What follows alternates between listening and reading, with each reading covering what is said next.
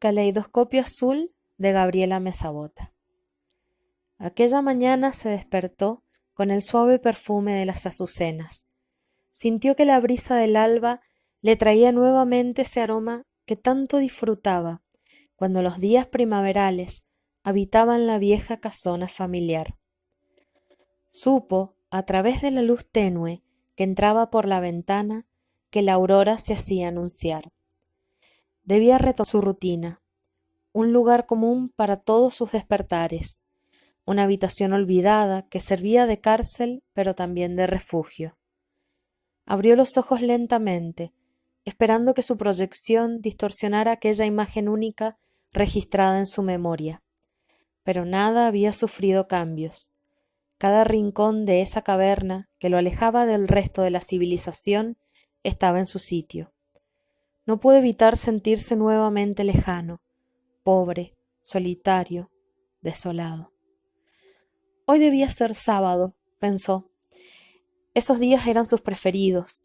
Es que durante las horas de la siesta los habitantes de la Doradita acostumbraban a dar un paseo por el patio.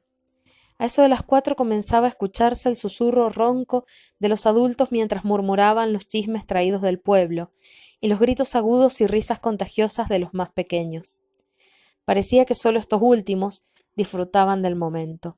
Parecía que solo ellos percibían los olores, disfrutaban del calor húmedo de la tarde y buscaban complicidad para hacer una picardía entre los espacios de sombra que escondían los árboles y enredaderas del lugar. Cada sitio de ese paraíso los invitaba a sentir, a vivir, a compartir, a ser parte de la misma naturaleza silvestre de aquellas tierras bañadas por el sol. Es que esa casa heredada los hacía sentirse parte de ella, y así cada uno era una pieza fundamental para generar el movimiento propio de ese grupo que llevaba su apellido y su sangre. Un clan que desconocía su existencia, un montón de personas a las que se les negó, tanto como a él, la posibilidad de saberse tíos, primos, sobrinos y abuelos. Desde su ventana azul, aquel joven hechizado libraba el brillo azabache de su mirada, y mientras tarareaba una canción repetida, se movía al son de los cantares de esos extraños conocidos. Disfrutaba tanto cuando los veía, porque los grababa en su memoria, y podía predecir el gesto de cada uno, sus respuestas e incluso sus enojos. Conocía cada rasgo de sus caras, manos, cuerpos. Cada uno de ellos parecía como sacado de una foto grabada a fuego en su memoria, perfectos, sonrientes, felices, normales. Pero esa tarde soleada por el sol de septiembre se ennegreció. Las nubes tiñeron el cielo y una llovizna fina comenzó a caer. Mientras lloraba el firmamento en aquella hacienda, los niños seguían soñando que eran grandes bailarines. Entonces, fue en ese mismo instante que esa escena despertó en él una gran incertidumbre y un dolor agudo. Observó tristemente la humedad que bañaba los cuerpos de aquellos y pensó, ¿qué se siente cuando la lluvia roza la piel, cuando una mano acaricia la tuya y cuando unos ojos se posan dulcemente en tu rostro, movidos por la alegría de saberse vivos? Deseó con todo su alma percibir ese abanico de sensaciones que le eran desconocidas y privadas. Deseó estar allí, junto a su familia, tan conocida por él y tan distante. Deseó todo lo que ellos tenían, hasta quiso saber qué se siente al saborear la tierra húmeda por la lluvia.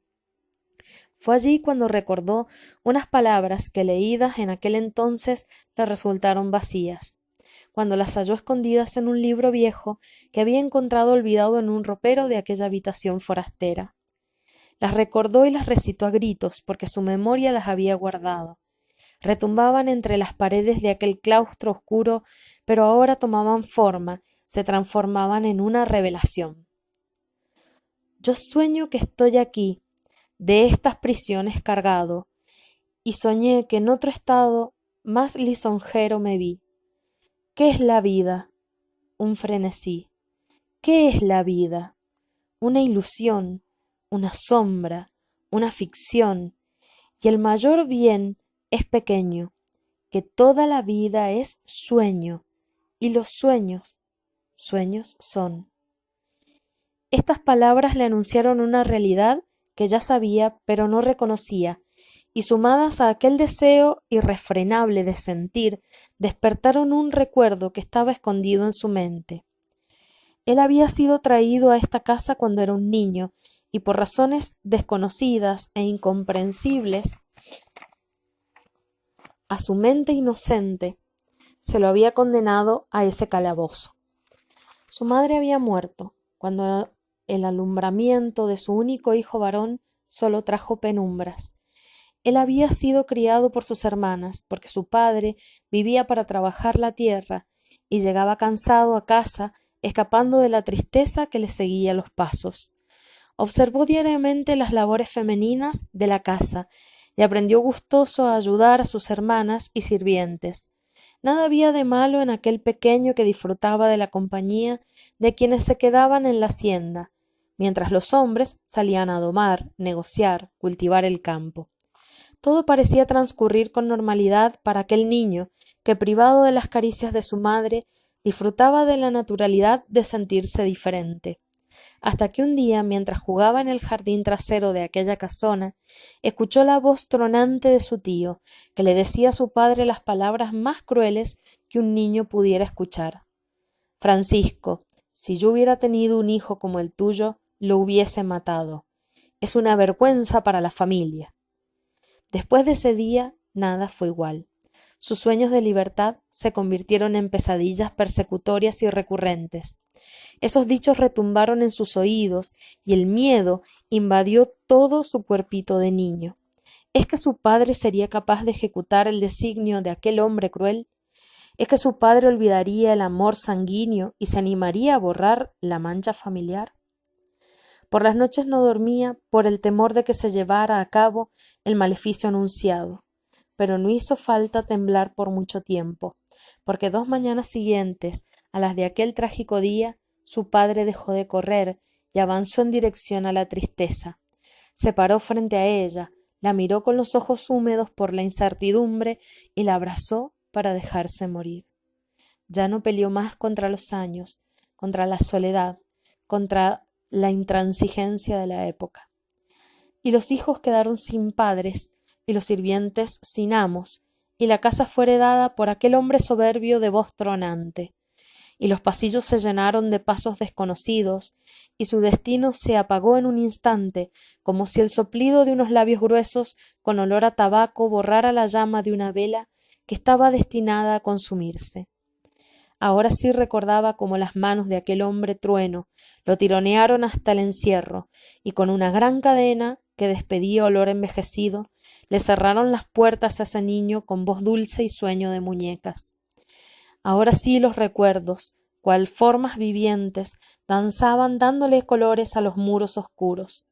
Ahora recordaba que hace años vivía lejos de todo y de todos, que sus hábitos lo habían transformado ante los ojos de los demás en un niño enfermo. Entendía por qué en todos estos años solo había recibido comida y libros. Ahora entendía el móvil de tanto encierro. Y entonces gritó, golpeó, luchó contra el viento, pero nada sucedió. La soledad continuaba siendo su única compañera, y mirando con ternura a la criatura, acarició su corazón y calmó su furia. Ya nada había que hacer más que esperar que el destino final se apiadara de él y se lo llevara lo antes posible. Y así fue como el joven hechizado aceptó su cruel futuro a la espera de la decisión divina. Después de esa tarde de sábado, cuando el joven percibió su epifanía, pocas veces las agujas del infalible tiempo dieron 2 vueltas completas para todos los habitantes de aquella hacienda. Porque una mañana del año 1803, mientras la casa entera dormía, ella entró en la gran hacienda. Su aspecto era casi imperceptible, pero su paso dejaba un rastro mortal. Altiva y segura se adentró despacito con la certeza y la quietud de quien se sabe dueña de la vida de los otros. En el transcurso de unas semanas, la maldad se convirtió en una más entre ellos, y la gente del lugar comenzó a sentir que se le iba la vida en pequeñas gotas de sudor. Los esclavos sufrieron las primeras consecuencias de este mal, pero no tardó la destrucción llevarse también a los amos.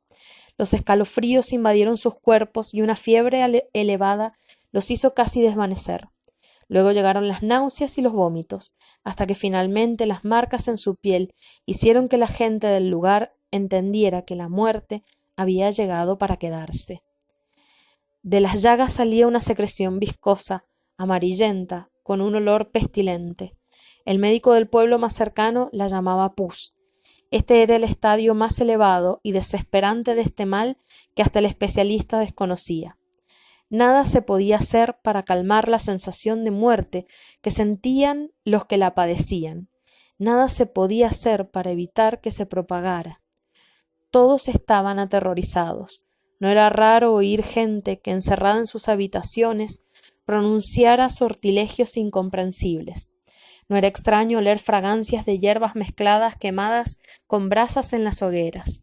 Tampoco fue inimaginable que el heredero de las tierras culpara al joven hechizado de este mal, que gritara con su voz tronante que el enfermo era él y que por su culpa había condenado a toda la familia.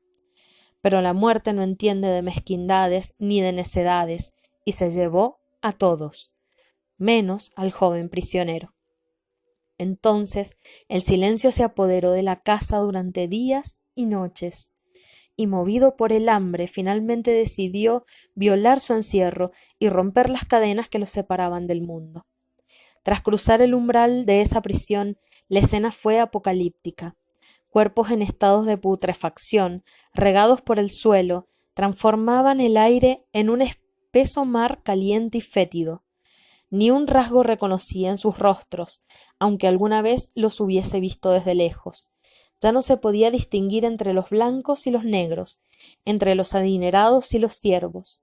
Los ojos de aquel joven comenzaron a brillar, teñidos por el gozo de saberse sano y libre.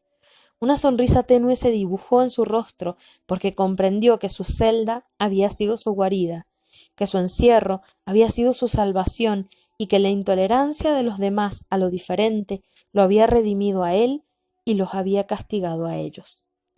Qué distinto se veía todo ahora que no observaba a través de su caleidoscopio azul. Aquella ventana que durante tantos años fue la única proyección de la realidad, fue su único portal hacia los colores, las formas, las luces y los aromas. Entonces corrió felizmente, alejándose de aquel tormento, y no volteó la vista atrás ni un instante, porque su vida había comenzado de nuevo. Era el renacer del joven hechizado, un nuevo alumbramiento, pero esta vez sin penumbras.